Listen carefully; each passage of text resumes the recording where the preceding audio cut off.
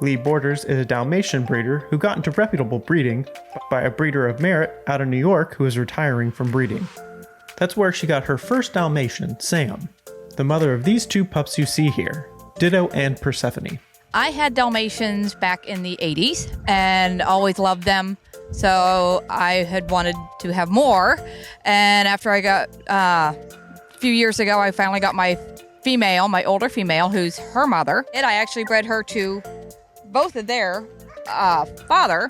And we did a breeder swap. So I got him out of the other breeder's next litter that was non-related to my female. And then Tori got Persephone out of the first litter. Victoria Gill took Persephone and raised an active and amphibious pup. So I started showing her, and she was getting more confidence off the dock. What it is they're on a dock, and then they judge. I mean, there's multiple water sports, but the dock diving is judging based on how far they jump from the dock, so it's a distance. And then there's like lap dog, where I think it's shorter than 20 inches. Obviously, she's bigger than that, so she's in the big category. Her first year doing it, she qualified for regionals, which was out in Iowa. And then she actually ended up qualifying for nationals too. And so she has her little leash on that says regionals here. But she did amazing her first year, and she's loved it ever since. Persephone's spotted little brother Ditto is as fast as lightning and has numbers to prove it. He has 6 points towards his confirmation championship, and I started showing him just this year actually. And one of my mentors said, "You really should show him." And I was kind of surprised because I don't like to show dogs, but I guess I'm showing dogs now. He's also done the Fast Cat, and his fastest time is like 27.4 miles per hour. So he's really quick.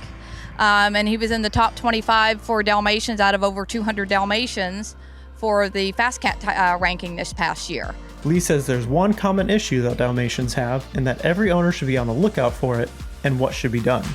About 30% of Dalmatians will be deaf. Now, it is not an ear issue. It's actually in the brain center that they cannot hear.